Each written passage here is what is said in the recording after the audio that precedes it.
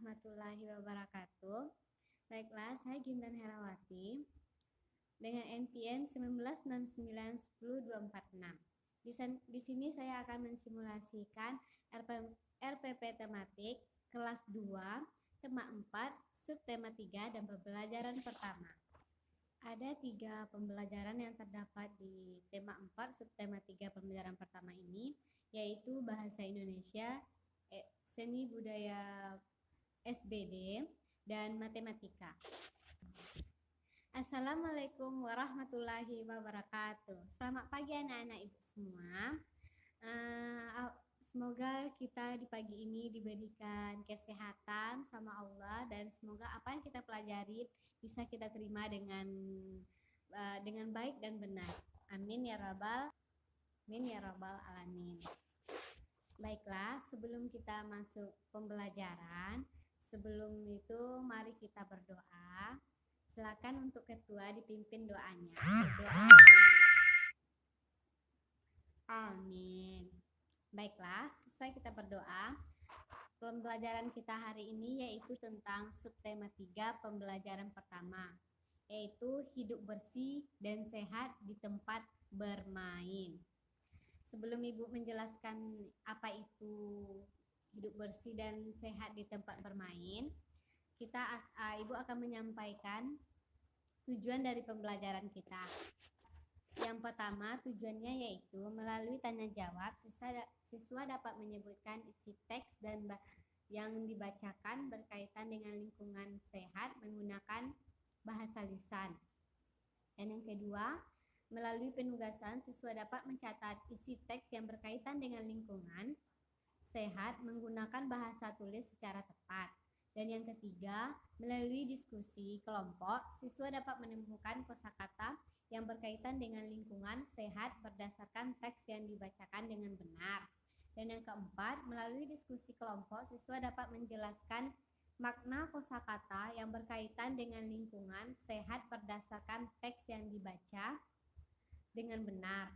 Yang kelima, melalui penugasan, siswa dapat membaca teks pendek yang berkaitan dengan lingkungan sehat dan lafal intonasi yang tepat. Dan yang keenam, melalui penugasan, siswa dapat melakukan pengamatan sederhana tentang lingkungan sehat menggunakan pedoman isi teks yang telah dibacakan dengan benar. Yang ketujuh, melalui penugasan, siswa dapat menuliskan hasil pengamatan sederhana tentang lingkungan sehat menggunakan ejaan yang tepat. Yang kedelapan, melalui penugasan, siswa dapat melaporkan hasil pengamatan sederhana tentang lingkungan sehat menggunakan bahasa Indonesia yang tepat. Dan yang kesembilan, dengan mengamati gambar, siswa dapat mengidentifikasi ciri-ciri karya gambar imajinatif dengan benar. Dan yang ke-11, melalui tanya jawab, siswa dapat mengidentifikasi alat dan bahan menggambarkan imajinatif dengan benar. Yang ke-11, melalui tanya jawab, siswa dapat mengidentifikasi cara menggunakan alat dan bahan menggambar dengan benar. Yang ke-12, melalui tanya jawab, siswa dapat mengidentifikasi langkah-langkah menggambar imajinatif dengan benar. Dan yang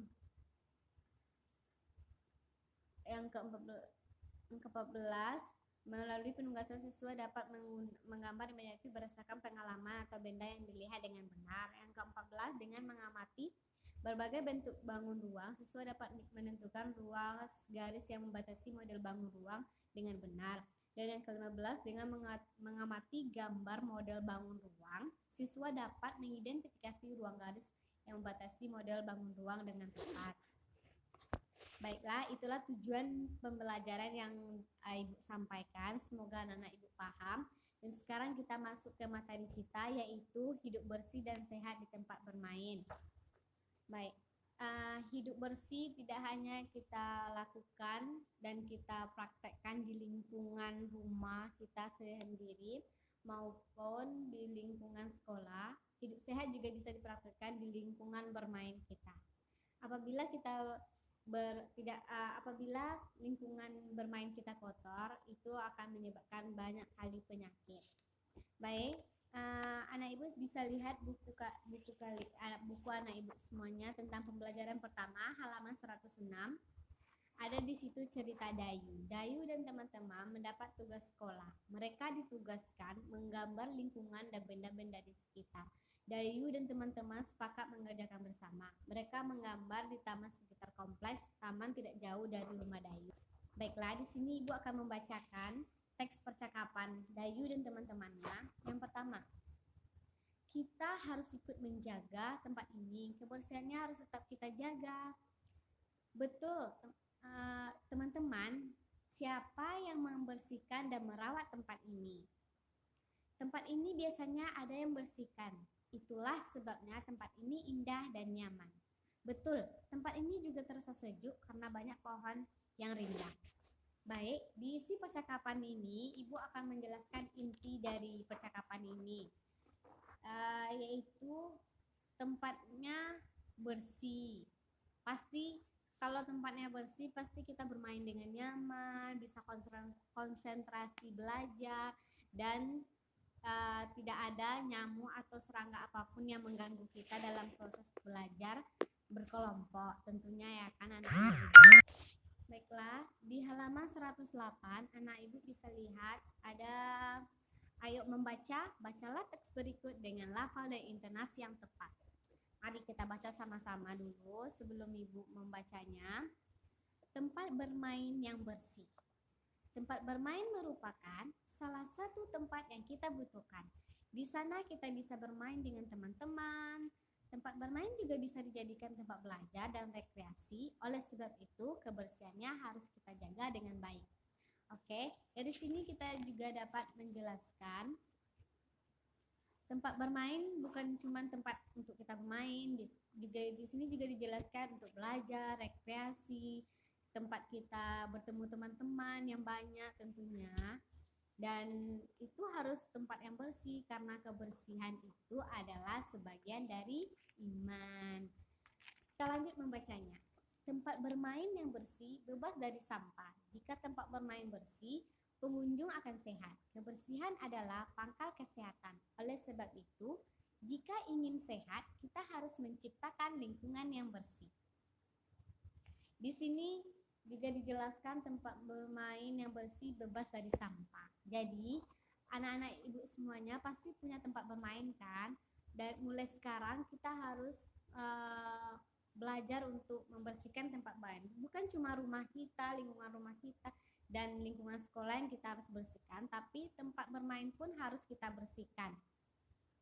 Contoh ini adalah kebersihan adalah pangkal kesehatan. Jadi anak-anak ibu yang tidak bersih pasti cepat terserang penyakit tentunya ya kan. Anak-anak ibu mau terserang penyakit seperti DBD, malaria, dan penyakit kulit lainnya. Tidak mau kan? Makanya kita tuh harus menjaga kebersihan lingkungan kita dengan baik dan benar, dengan cara membuang sampah pada tempatnya. Untuk selanjutnya yaitu ayo berkreasi. Di sini ceritanya Dayu dan teman-teman mulai menggambar. Mereka membuat gambar 2 dimensi. Contoh karya 2 dimensi adalah pada gambar lukisan. Ibu lihat kan, seperti ini contoh dari gambar 2 dimensi yang dibuat oleh Dayu dan teman-temannya. Dan apa saja alat dan bahan yang digunakan untuk membuat gambar atau lukisan? Coba kita lihat gambar ini. Bahan dan alat dan bahan lukisan yang digunakan Dayu. Yang pertama adalah pensil, yang dari sini adalah penggaris, dan sini adalah peruncing. Sini adalah cat atau krayon, di sini ada cat warna, cat cair, dan di sini ada buku gambar. Oke, anak-anak ibu bisa lihat di sini kan. Siapa yang tidak tahu dengan gambar ini? Pasti semuanya sudah tahu kan. Kalian sudah ibu ajarkan untuk menggambar.